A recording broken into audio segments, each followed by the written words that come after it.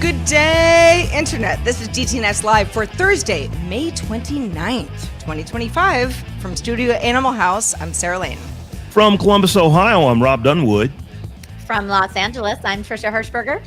And I'm the show's producer, Roger Chang. DTNS Live is made possible by you, its listeners. Thanks to all of you, including Paul Reese, Tim Deputy, Brandon Brooks, and we've got a brand new patron, Jerome. Yay! Jerome, where you want to. Jerome around the world. I always want to say welcome to the flock, but I'm like, but that's Twitter, now X. Oh, welcome to the crew. Welcome. Just welcome. Welcome.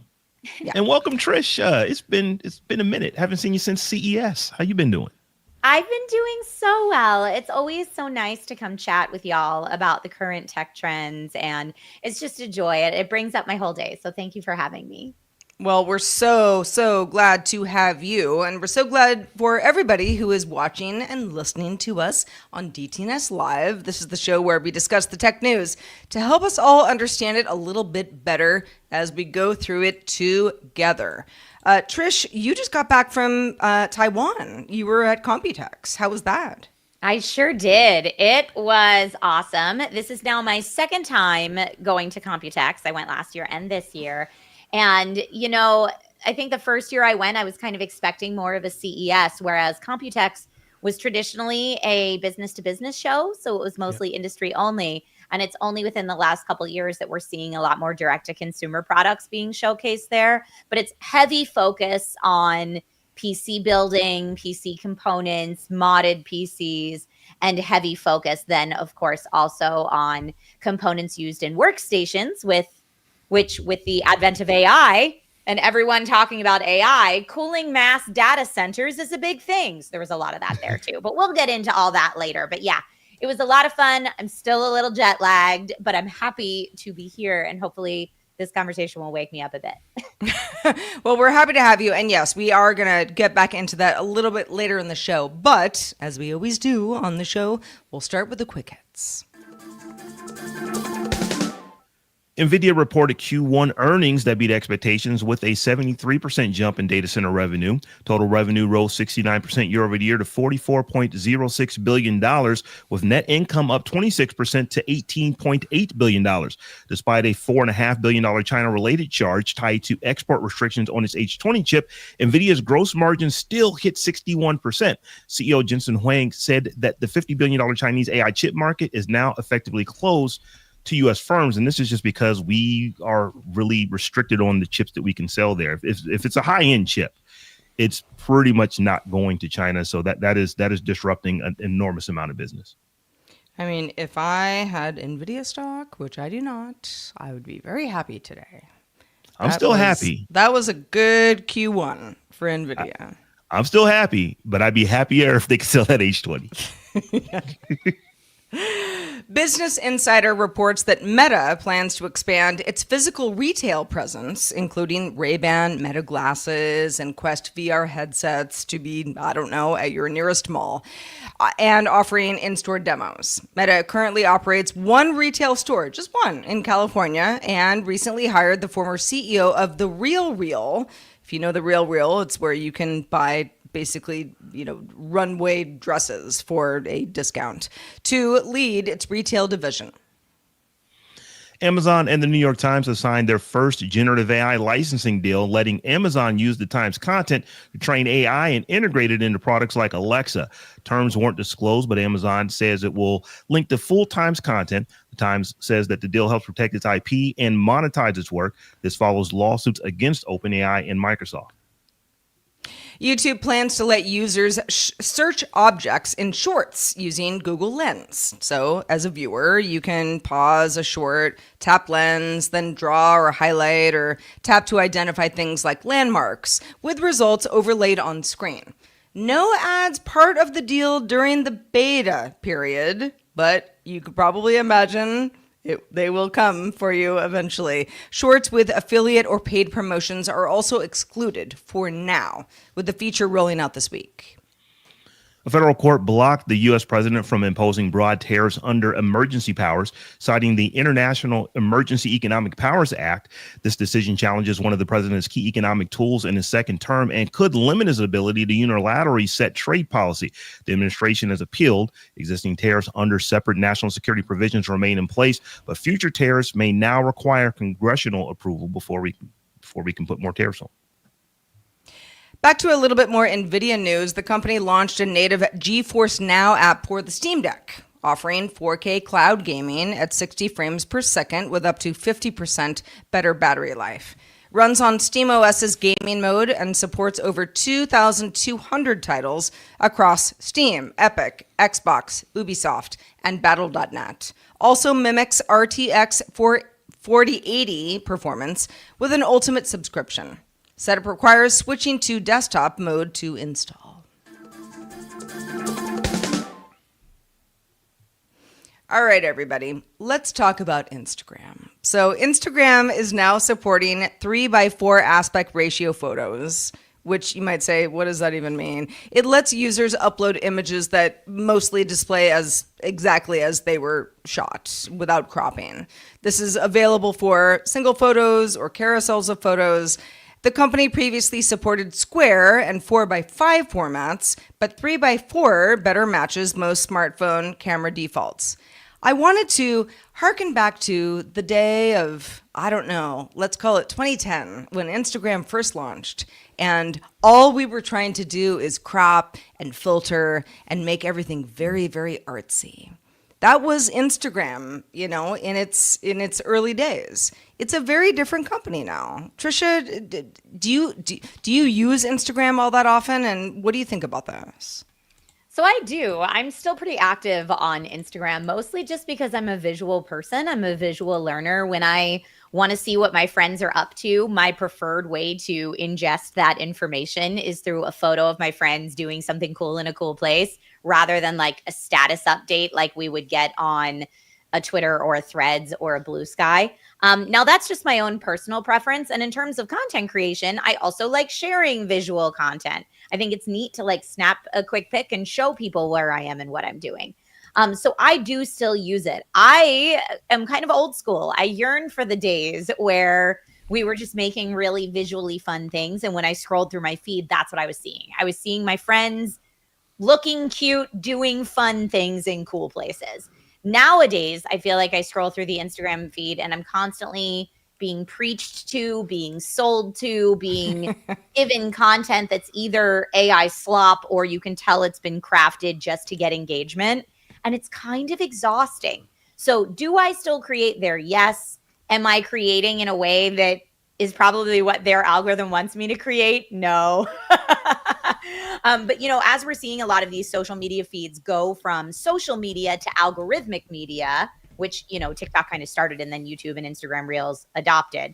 It's a very different place now. So I agree with you. So I am still active there, but I'm curious for Rob and Roger, if you're still using Instagram, and if so, how? I am not active on Instagram at all. In fact, I'm quite bothered that I even have to have an Instagram account in order to have a Threads account, because if it were not for that, I probably wouldn't even have one. I think my Instagram account maybe has 4, maybe 5 posts on it.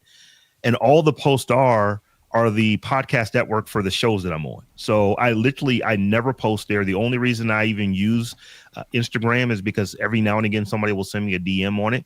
But this has not always been this way. Back in the before times when Instagram was a photo sharing app, I used it all the time. It was how I kept up with what my nieces and nephews and, you know, sisters and brothers were doing in their lives and sports like that. And then over time, it just became so much about the short form video that I really didn't care about, that I kind of like, I'm done with this. And I, you know, I'm honestly telling you, I have not really used that platform in the better part of a decade, just because it's just the content there is not the kind of content that I'm interested in.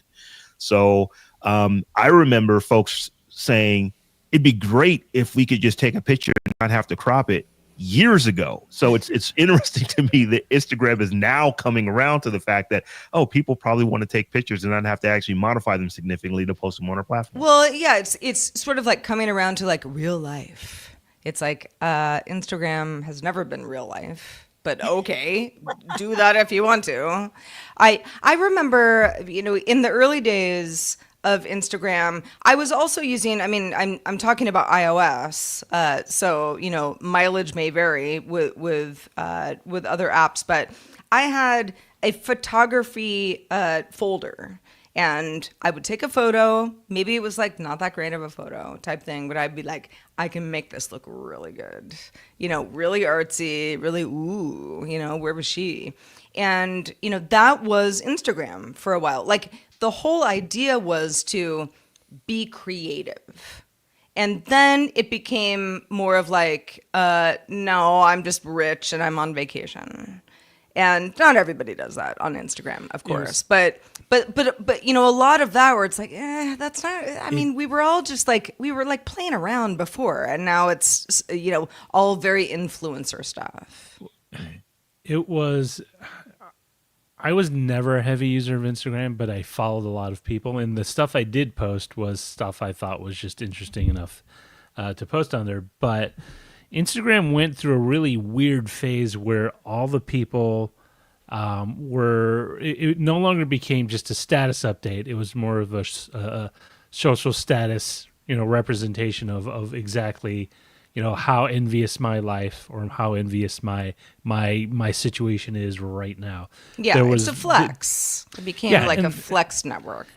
And it unfortunately sort of got to the point where a lot of people were just sort of mocking people who were Instagram users, whether it was they were filtering their photos or they staged shots to represent something that actually wasn't happening to them. Like, oh, I'm having the best time on this, tour, and they're like, in front of a huge, I'm on a buffet yacht. or something. Ooh. Yeah. And it was just like, you know what? Not that impressive anymore. In fact, it's actually a little obnoxious and borderline tedious because you're not really gaining any information, and it feels like you're just looking at a bunch of magazine ads. I also I see this more than ever is my dog, not me, but my dog Otis has his own Instagram.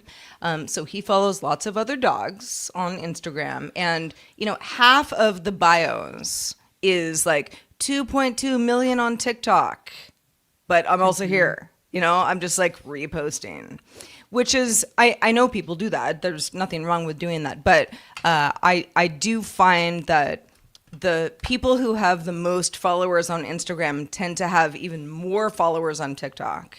And they just say, all right, well, I'll just keep these two going for however long. That's the mark of a newer creator is what I would say to that, because I'm the opposite. I have very few followers on TikTok. But I've got a fairly big following on Instagram because that's what I started with. And again, I'm still there to share photos. And to like Roger's point of seeing someone on a yacht and you don't care. What if it's someone you know in real life, though? Like, what if like Sarah was like, oh my gosh, I'm on a yacht. Like, to me, I'd be like, yes, Sarah. Like, I'd be real excited. Wait a minute. You're on a yacht, Sarah, and you didn't invite me? Yeah, exactly.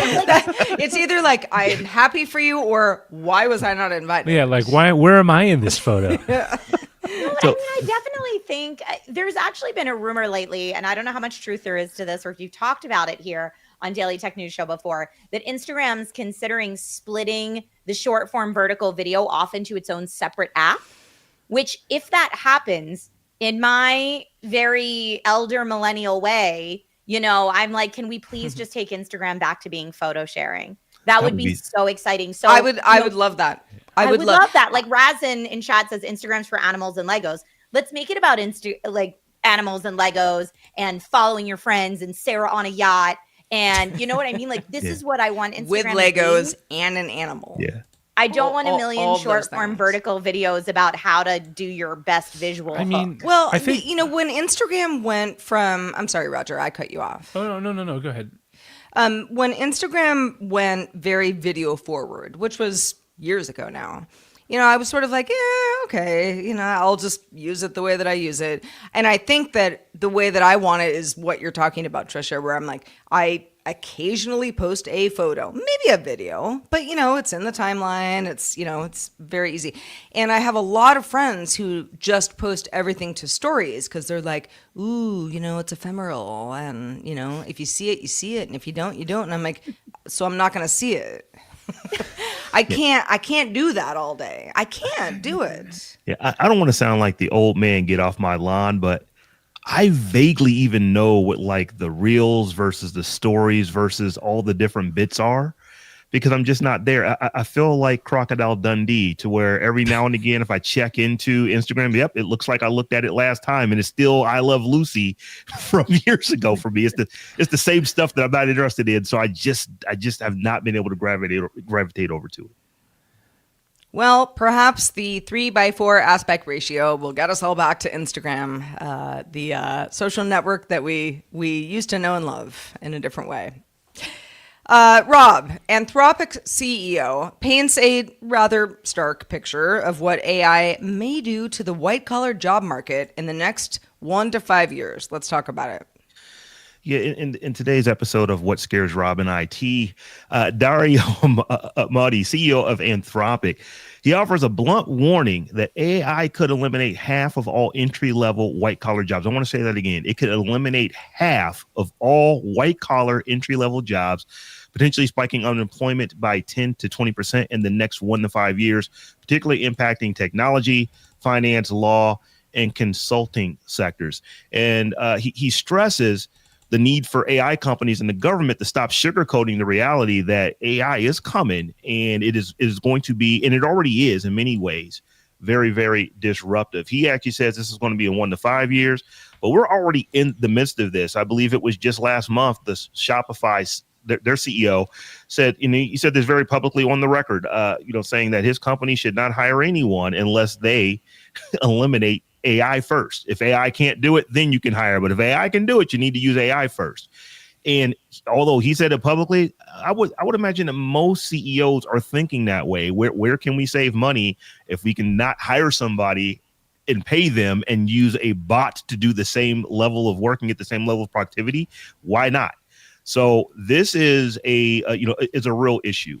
And we're only 2.5 years into AI, but this is something that is growing, and it's getting faster and it's speeding up, and it's just more and more you can do with it every single day.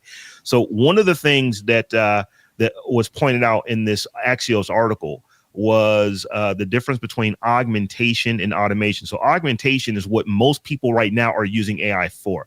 I used AI to help me do this thing. I used AI to help me sort this list. I use AI to ultimately make me a little bit more productive.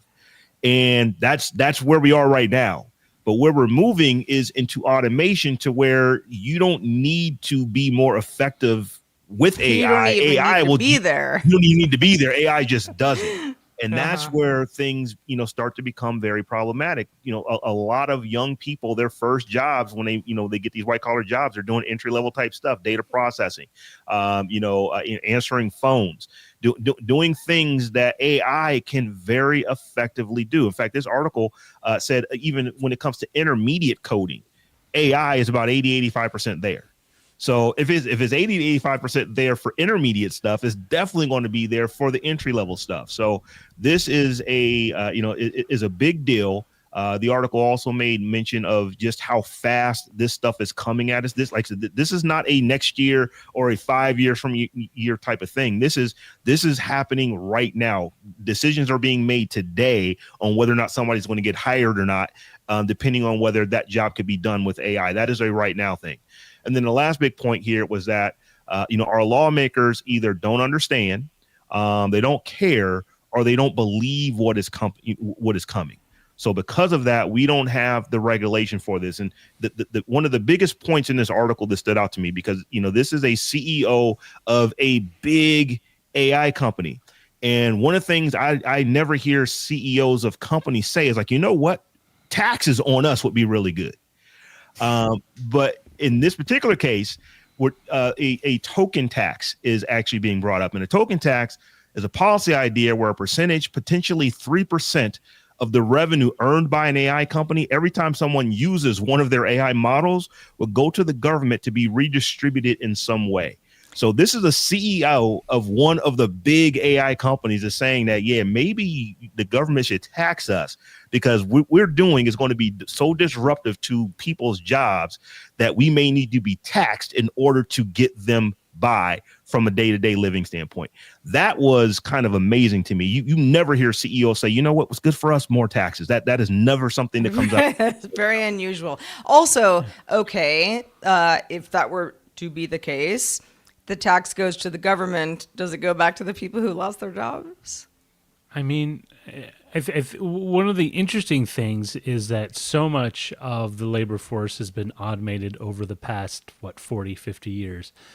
And it's typically affected those more manual labor jobs, whether you worked in a factory, whether you worked on a job site, things like CNC mills, automated construction, auto factories where you have robot welders.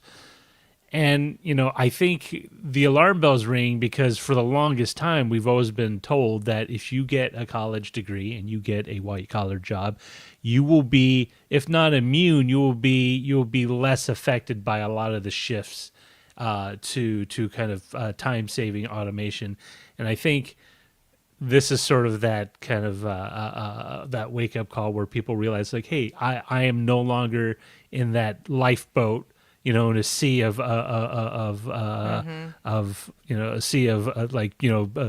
very tenuous employment opportunities. Well, because robots used to be thought of as like, they do menial work.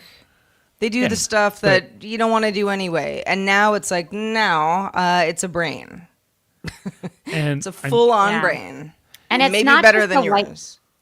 It's not just the white collar jobs either. It's the creative jobs, right? Like the Screen Actors Guild, this is why they were striking years. And now it's been a couple years ago, but the Screen Actors Guild voiceover actors are still striking, fighting this. I had an experience at Computex where someone was like, oh, look at my friend's really good at messing around with AI in their basement. Look at this fake Burger King commercial they made. And let me tell you, this thing looked like a Burger King commercial you would see on television. And someone made it messing around in their basement. And all I could think is of all those people that work in marketing departments, production departments. Think of all the camera guys, the grips, the lighting folks, all of the talent, the writers, like everyone that goes into a commercial campaign, you're all out of a job. It was so depressing for me to see it. And that was just someone's work that's messing around in their basement. Yeah. Imagine someone that's actually good at this on really nice hardware. Like, and we're there right now. Like, it breaks my heart as a creative to see it happen in real time. As of last week, you could buy a $250 a month subscription that allows you to make commercials that pass for real people.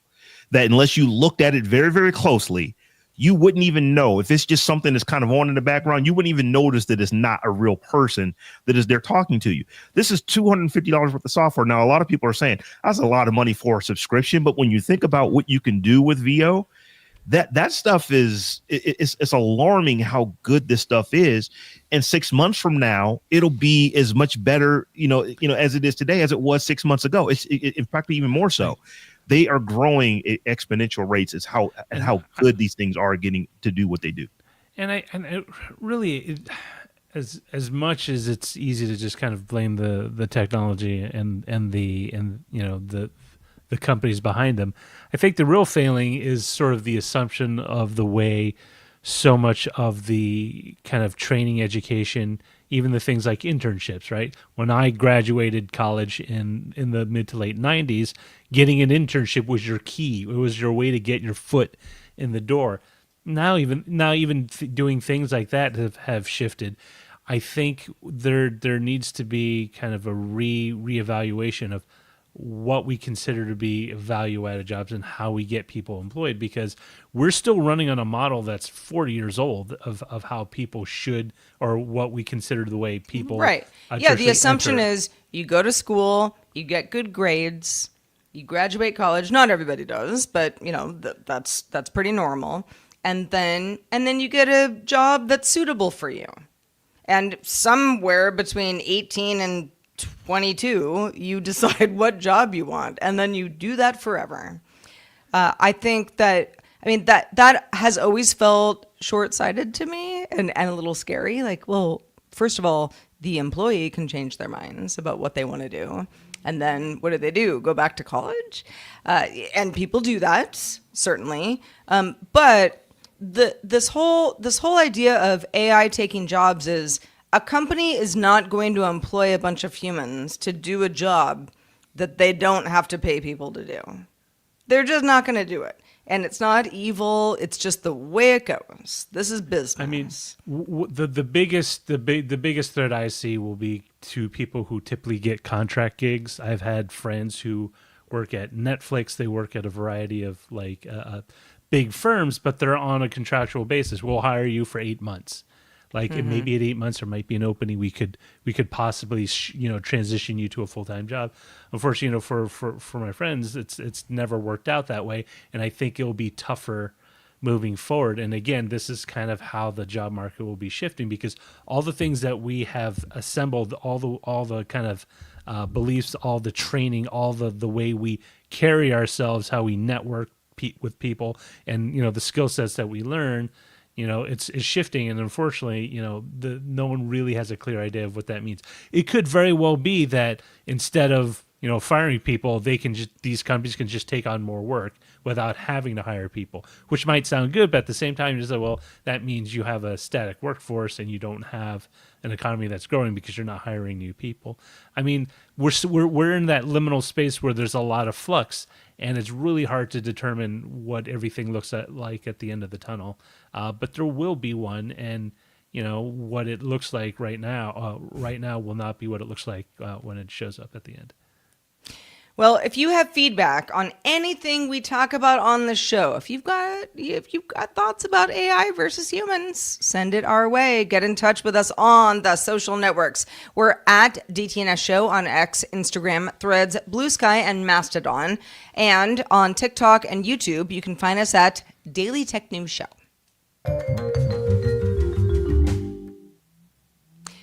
Building your own PC has seen plenty of trends come and go over the years. Trisha, you were recently at the Computex PC trade show in Taiwan. What were the big trends that you were seeing in the space? It was so fun to be there and see it all in person. Much like trade shows like CES, a lot of the stuff we're seeing is prototypes and concepts. And to me, that's always seeing the future tech of tomorrow. So that's really exciting. When it comes to specific trends in PC building and cases and cooling that are out there, there were a couple things that I saw many brands repeating the same trends. One of those was the Fishtank style PC case, where you can see directly through 1, 2, 3, sometimes even 4 sides of the PC to see all of the beautiful peripherals and all of your hard work, right? So I saw this from quite a few different brands. Hyte released their new X50 series cases, which were not only this kind of clear fish tank style so that you can see in, but also a real emphasis on rounded edges, which is kind of an engineering feat in itself, right? But these cases nice really looking. stood out for they're so nice, aren't they? Yeah. Yeah, really pretty. They come in a bunch of different colors. But anyway, this fish tank style of case was definitely popular. I got a chance to see Hytes and some of the more unique things they're doing with that specific case. But again, this was a trend I saw across a variety of manufacturers. And I'm curious to Sarah or Rob or Roger, if you do your own PC building, or even if you purchase a pre-built, do you like to see the inside? Or are you someone that's like, you know what? I'm just going to trust that it's in there. I don't need all the glitz and glamour. So the last computer I bought was my new Mac Mini that I love very much. Hello, Mac Mini. I'm using it right this second. It's just it's a little hockey puck over on the side of the desk.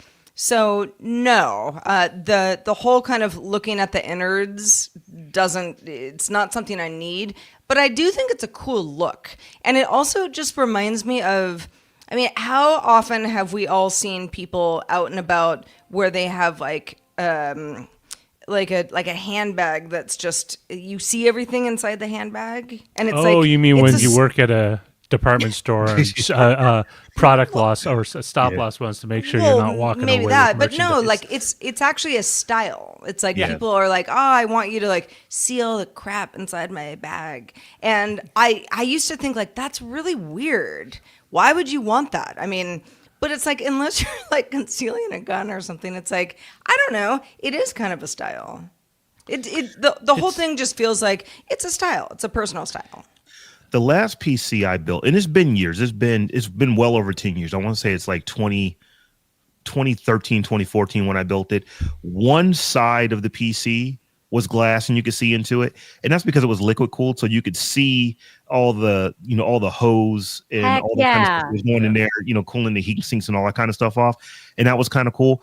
I'm not really into building my own PCs anymore, but if I were, I probably would want one of the ones that looks like a fish tank. I kind of like to see all of that stuff. And the fact that there's so many RBG lights in there, if I can get one that's like got a whole bunch of teal in it, I'll sit it right behind me. It'll look good in the camera shot. I'm sold. I mean, I certainly feel you on that, Rob, as I have mine just sitting here off to the side and you can see all the sparkles.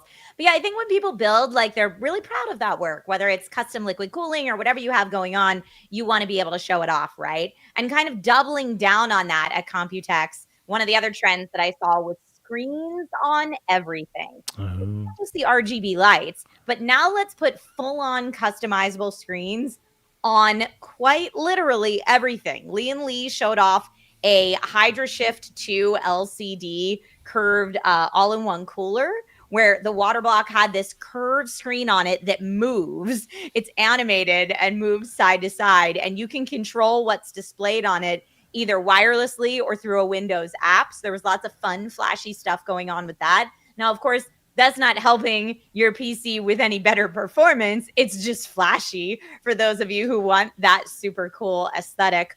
Oh, super cool. See what I did there? Because it's on your cooler.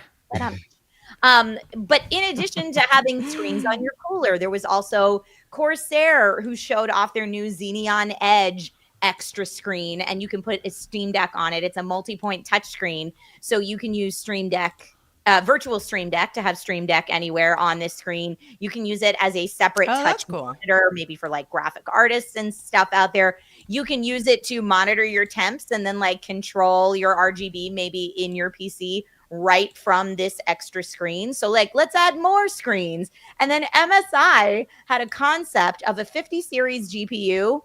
You guessed it, with a screen on it, baby. Their visual Cyclone concept is kind of old meets new. It's like mixing an old school Cyclone design of GPU with the new, like, hey, now we've got an animated screen on it as well. And I actually don't remember the old Cyclone GPUs. And I was curious if anybody here on DTNS has experience with those olders, and if so, how you feel about kind of this old meets new directive that MSI went with this concept. I don't, but I bet Rob and or Roger do.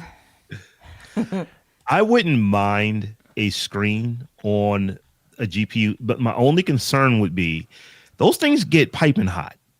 So could the heat, I'm certain that they had to think about the engineering of it and make sure that they have it heat synced very, very well, or it's not actually on the sink. It's like above it and attached maybe at a different point just so that heat isn't dissipating into the screen, because I would be quite upset if I'm in the middle of a game and I'll, hey, what was that? It's like, oh, a light that was on it that was on in my PC is no longer on. That would like just run me ragged. So I think that this is cool, but I'm very concerned about the practicability of things that get really, really hot. There is sort of a train, or there's a slice of a human personality that when they can customize something to make it very unique, very individualized, they will go all out. In fact, what's weird is all this stuff you're talking about, Trisha, it reminds me a lot of kind of the custom car culture, right? Where people do not just not just hot rod up their engine. They do the interior. They do special stitching. They do special body paint. They do unique body panels for it. And if you want to take it even back further, you could go like vanning back in the 70s. If anyone was alive in the 70s, you would remember people would have van-ins where they would show off their custom vans, where they spent maybe hours, maybe weeks, spray painting, artwork on the side, shag carpeting on the inside, all sorts of weird velour steering wheels for some reason. But it was very much of a personalization thing. And I can't tell how exciting it is to see products that don't all feel like some variation of the same square box. Where it's just like, okay, you got generic, you got generic RGB lighting. Great, you can control it, and it looks like everything else. I think we've plateaued where RGB lighting can get you so far, and everyone now needs to take it one step further so you can sort of differentiate yourself in the pack. It's interesting because it's not just performance, right? It's for like expressing how your sensibilities of art or what you're into. This can be as simple as putting some stickers on your laptop, which I did recently. I was like, these are like cute Hello Kitty stickers. My mom was like, "You're gonna put your stickers on a laptop?" And I was like, "I love them. Why not?" Remember when MacBooks had the apples were lit? Like you open the lid and people were taking the lids off and they were doing special etching. So you would have a custom art. Because everybody wants to be a special, unique Exactly. I've got the peripheral. Instead of a clear or instead of a fishbowl, instead of having screens on the things inside of it, how about make the actual PC case a giant curved screen? And it can actually display what's on the inside if you want to see it, but it can display other stuff too. That would be kind of cool. Where the PC itself is a giant screen that you can have displayed. Are you watching a movie on the PC itself? Possibly? No lie. At one point, I wanted to do as a joke, it was like the world's thickest tablet, and it would just be like a server-style PC case with like an LCD panel on the side, and you would just use it like a large tablet. What do you mean you wanted to do this? You wanted because to like I sell thought it to people? No, I thought it'd be funny as a joke. Like, look at my 60-pound tablet with the. But what the funny thing about that is you can market lots of things to lots of people for lots of reasons. You definitely can. The thick tablet for a reason. People would be like, I like you that. want a thick steak, get a thick PC, thick tablet.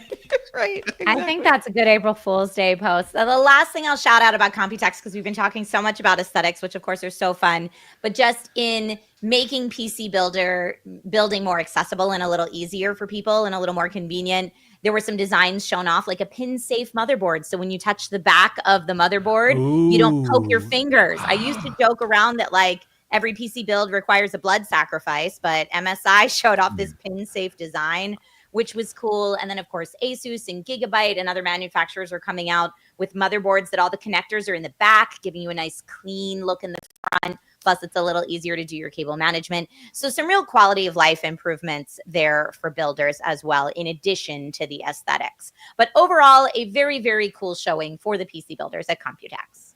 Well, Trisha, thank you so much for bringing the insight to us here on DTNS Live. Another continuing trend in PC gaming is handheld gaming PCs. Roger, you've been following this a bit. So The Verge's Tom Warren wrote a very interesting piece about why Microsoft needs to get its kind of handheld Xbox or handheld gaming PC Xbox act together and get it out sooner rather than later, because they did a comparison between SteamOS and Windows handheld gaming machines, and they used the same hardware, just different OSs. And what they found was like SteamOS was a lot more power efficient. You could squeeze nearly twice as much battery life out of a handheld gaming PC using SteamOS. And partly it's because Windows wasn't really as good at managing a lot of the power efficiencies because it never really had to. And so, what I was thinking is like, is this sort of a touch grass moment for Microsoft where they really need to kind of get their eye back on the ball? For the longest time, Microsoft used to be very supportive of gaming, but I think with the recent kind of push with AI into so many of their different areas of business, they might have maybe lost track of that. And is Windows just sort of past its prime for being the one OS or the one operating system that you use on all these different platforms? where you use it on a laptop, you use it on a desktop PC, you use it on a handheld gaming PC, you use it on in some cases a 2-in-1 tablet. I kind of wonder two things. I wonder if Microsoft's purchase of Activision Blizzard, I mean, they spent a grip on buying that. If that may have slowed them down just because they spent so much money on that, they're trying to see a bit of the return on that investment before they go crazy on all this other stuff. And the other thing is that because they haven't come, because you cannot go to Best Buy and buy a handheld Xbox yet. I kind of wonder is that something that Microsoft is working on, or is even something that they want to work on? Or, could they be saying it's like, you know what, if we started doing this now, by the time we actually get something, the mobile gaming will be so much nicer as far as like being able to just stream a game, to a phone or to a tablet. Do we need to actually come out with a handheld device that has the Xbox logo on it? I don't know what those answers are. These are just questions that I'm wondering. But I kind of wonder because they are behind. They're definitely behind Nintendo. The Nintendo devices are now handheld devices. They're definitely behind Steam. They're behind PlayStation because they don't have their own device. So it's kind of like, hey, Microsoft, if you don't get in this now, are you ever going to get into it? And Trisha, you're an owner of like Legion Go. I have the Asus ROG Ally. I have the first edition of it, and it's so interesting hearing this conversation and this news because for me, I had always preferred a handheld with Windows operating system as opposed to Steam OS because what if I want to play games from Battle.net? What if I want to play games from a different launcher, the Ubisoft launcher, like whatever it is? I don't want to have to be married to Steam OS. Like, for example, I was playing Blueprints using my Game Pass Ultimate subscription my entire flight to and from Taiwan. And I would worry if I was on a Steam Deck that only had Steam OS, could I not access any of that? Now, that being said, I have not been hands-on with a Steam OS device in a while, so maybe they found a way to let you access some of those other launchers, some of those other games, and have a little bit more robust functionality like you would get on a Windows handheld. But battery concern is 100% something to think about because I was on a 14-hour flight. And let me tell you, I was so grateful I had purchased a special charger that would still charge on the airplane. Otherwise, I would have been toast. So that is definitely something to make sure that you think about. And it's weird because, for the longest time, the PC gaming space is traditionally focused on desktop, right? It is the ultimate gaming machine, right? You get your 4K visuals, you get as much CPU power as you can afford. But I've been actually very impressed at how quickly people have glommed on to the handheld gaming PC because, spec wise, it's middle of the road. It's not going to blow you away if you come from a boutique or bespoke gaming PC that you've built yourself. But at the same time, it does scratch that itch because it's portable, but it also plays all the games you already have, which is sort of the kind of one, actually the big annoying thing about a lot of consoles is like, hey, I wanted to play that game, so I got to bring my old console along, or I got to rebuy the game. Yeah, I mean, the idea of just one and done. Who doesn't want I've done that. I've been dumb enough to, or maybe not dumb enough, but I've been needy enough to buy the same game 3 times in 3 different versions because I really wanted to play it. And I think, it's very interesting to see. And I'm wondering at some point, I know Nintendo's a bit of a special case, but as we move further down the line, is the kind of concept of a standalone hardware game console that is unique to a Sony, to a Microsoft, rather than an open architecture system where anyone can install whatever they want on it, might be the thing in the future because there's a flexibility in that you get that you cannot do when your hardware is literally an appendage of the company you buy it from. Well, it kind of reminds me of, I don't know, we're all streamers watching television and movies now, right? And sure, you might have a cable subscription, but your smart TV, if it's a new enough television, you just install the apps that you want, and the TV does what you need it to do. That feels like, yeah, we're all used to that. If I bought a TV that was like well, I only play stuff from HBO Max, I'd be like, no, that I'm not doing that, because there are just so many other options. It feels the same way for what we're talking about gaming wise. And, it's weird because so much of video gaming history, so much of the ecosystems that we see today were very much predicated on hardware limitations, right? You wrote for a specific hardware architecture. You wrote for MIPS if you were PlayStation. You wrote for 68,000 Motorola if you were on, say, a Sega Genesis, although you also had some custom chips as well. If you talk about like the old Atari Jaguar, you would literally just pull your hair out because you have to write for 3 different chips and then synchronize them together at the same time. But it was all of those were based on hardware limitations, and we're at the point where CPU, GPU processing power is so fast and so ubiquitous that you don't really need that. And the only reason why we have these sort of walled gardens is because it's what we're used to. And I think as people who grow up in a world where you do have things like an ROG Ally, or you have a handheld gaming system like a Steam Deck, or from anyone, you're just going to grow up with, it's like, well, why did you do it that way, right? It's like, why did you ride around in a wagon instead of a car? Because we didn't have cars back then. And so you have all these things that you develop. And I think it'll be interesting to see, because Microsoft is so focused on services, so focused on getting these add-ons, that it might be letting something very valuable to their business slip away because they're just not paying as much attention as they should. That's just my perspective. I think it's been a while that Microsoft maybe hasn't been paying as much attention to gaming as they should. And I'm going to say this, like, let's take it all the way back to Windows Phone. Like, I remember when Windows Phone launched and everyone was like, yeah, but who's this for? I was like the one person shouting from the weird corners of the internet, like, make it for gaming. We don't have a gaming phone. Please do that. And I remember actually at one point being at Mobile World Congress in Barcelona and like at a small roundtable discussion with people from Microsoft asking for feedback on the Windows Phone. And I said exactly that. And they were like, yeah. We'll get to that. With no intention to get to that. And it's like, we saw what happened to Windows Phone, and I'm just here still shouting from the same weird corners of the internet, think of the gamer. I get it. Like, a lot of the money is in AI, but like there's a niche audience, and it's not a small one. I mean, it is a pretty broad-based one, and they have money, as you can see in the Epic Game Store, the Valve Steam Store, any of them. People are willing to pay to play. You just have to give them an option to do it. That doesn't suck. Well, you probably listening or watching us right now or after the fact have thoughts on this. And if you do, we want to hear from you. Your feedback is very, very important to us because we want to make the show that's the best show for you. In that vein, let's check out the mailbag.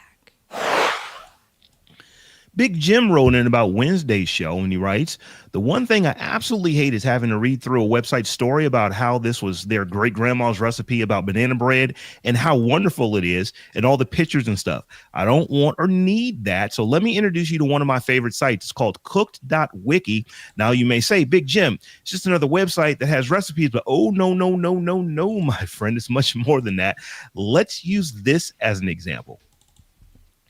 So this is a nice website, but there's just way too much stuff there, though. But if I append at the beginning with cooked.wiki and insert the website here, ho, ho, ho, now we're cooking. If you sign up for the service, you get to keep them like a recipe box. Maybe my mom is the only one that did that, or a cookbook.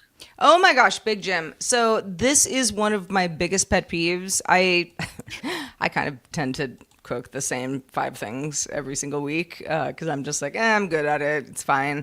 But when I do want to venture out and try a new recipe, there are plenty of places to do that online. And they all kind of have, like a long backstory. And, you're scrolling. You're like, what are the ingredients? And what do I set the oven to? I don't care. I just want to know how to make this thing. I know I'm not the only person who gets weird about that. So this idea of appending cook.wiki before the website is that's a fun little DIY hack. I will definitely be using this because I'm just way too impatient, or maybe I'm just too, scatterbrained. But if I want to get a recipe for XYZ, I don't need to read the other 23 letters of the alphabet. Just give me X, Y, and Z. That's all that I'm there for. And let's extend this beyond cook.wiki. Give me a cook.youtube. Because if I go to see how to install a sump pump, I don't need a 38-minute video. I need the 3 to 8 minutes that show me how to install the sump pump. That's all I'm looking for. I don't. That's actually a really interesting idea. An interesting idea of like when you click on a YouTube video and you're like 30 minutes. It's not what I had in mind. But your revenue comes from the amount of time they sit there. I mean, this is one of the most. I don't know if it came out of blogging, but there was a real shift in emphasizing the storification of things for some reason, and then make it either more tangible or more relatable or more human. Relatable, I think, is the key. You see it in restaurants. There's like that one burger place down in LA, and they have an entirely fictional story of how the restaurant came into existence. 2 guys did not go down to Baja California and start surfing and say, we should open up a burger restaurant. It's like, no, that's totally, it's literally corporate, corporate paint by numbers story. Well, it's aspirational, right? You think like, wouldn't that have been fun if I did but the that idea too? is that I'm going to somehow buy this burger. You're eating burgers that were concocted by 2 beach bums back in the 70s, and then somehow it's a unique taste because I don't know, it has beach sand for grit and gives you a little bite when you chew through it. I don't know. That's actually kind of cool if you're in the restaurant and you're with someone else, or you're with a group, and this is a cool story, and it gives you something to talk about at the table. But if you're standing in front of the stove and all you want to do is make a sandwich, and the instructions are literally 90 seconds, but you got to watch 30 minutes to get the 90 seconds, that's annoying. So I appreciate cook.wiki. This is an awesome. I don't want to toot my own ethnic horn, but Chinese restaurants have it down, right? You go through the menu, column A, column B, column C, you're done. All right. And then if you want to read something, it's at the end. It's the fortune cookie. And on the backside, you get your lotto numbers. It's done. You're done eating. You go home. You got take home boxes. You don't need to know whose family came from where, who made this recipe. Here's a hint. Most Chinese restaurants work off the same cookbook. I think we all agree here that it's not to say that people's stories aren't important, and they can be really, really entertaining as well. It's like, it's not that is a bad way to do things. It's just that it has become such a part of the internet to just be like, where's the information I want? I have to go through all this I don't need to know stuff. The struggle of Henry Ford when I'm changing my tire on a Mustang, right? Just tell me where the tire iron is and how to take the lug nuts off.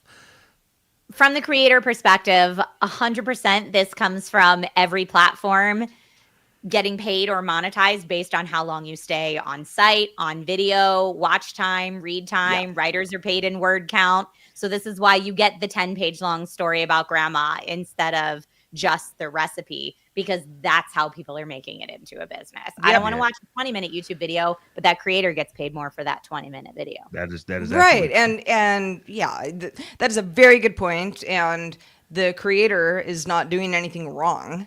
It's just the way that it works until it doesn't, because AI is taking all our jobs anyway.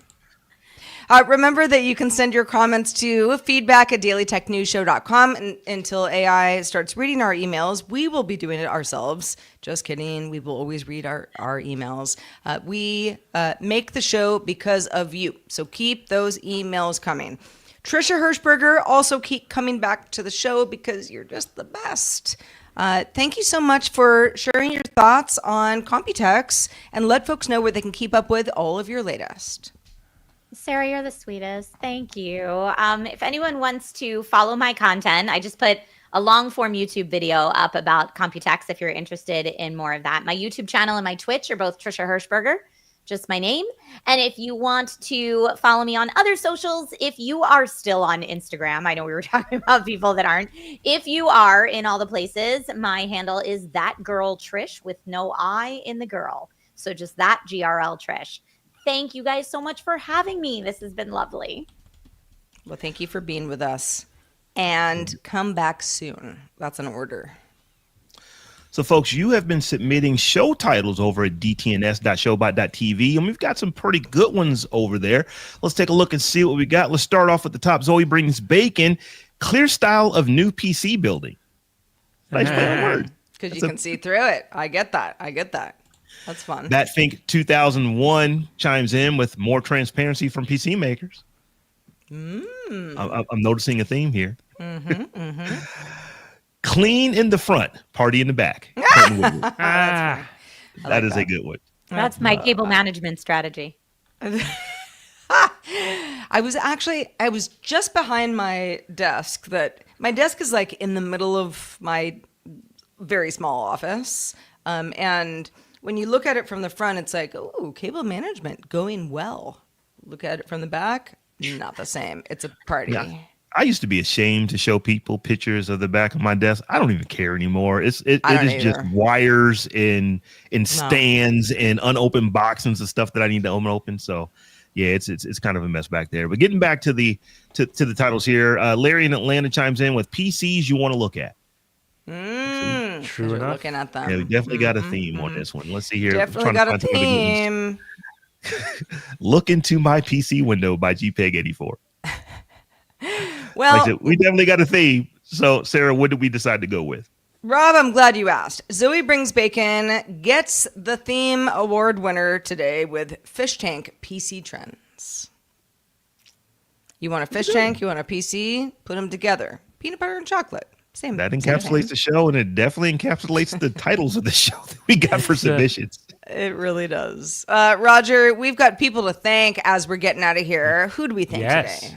I want to give a shout on the Twitch stream to Minion Monkey, who cheered us on with 100 bits. Zoe Brings Bacon, who always cheers us on with bits every episode. Thank you, Zoe. And GPEG84 resubscribed for 55 months at Tier 1. They've been subscribed for 64 months. Oh, that's amazing. Thank you so much. And thank you so much, folks. And folks, if you'd like to get a recap of the week's tech headlines with insights into how technology affects and disaffects African Americans, then check out the Tech John. That's where I host along with Stephanie Humphrey, a.k.a. Tech Life Steph, and Terrence Gaines, a.k.a. Brother Tech. We basically bring tech to you and tech stories to you that you don't hear on a lot of other shows, with perspectives you don't often hear on a lot of other shows. And new episodes land every Tuesday afternoon. You can find it wherever you get your podcast, or head over to the Tech John. Can't even say the name of my own show. TheTechJawn.com. That is TheTechJawn.com. It is a great show, everyone. If you are not subscribed, give it a listen. One of my absolute favorites. One of my absolute favorites is also our show, DTNS Live. You can watch us Monday through Friday at 4 p.m. Eastern, 2000 UTC. Find out more at dailytechnewsshow.com/live. Everybody who joins us after the fact, glad to have you as well. But just a reminder, we do it live. Join us live if you can. We are back doing it all again tomorrow, and we'll talk to you then. The DTNS family of podcasts, helping each other understand. Diamond Club hopes you have enjoyed this program.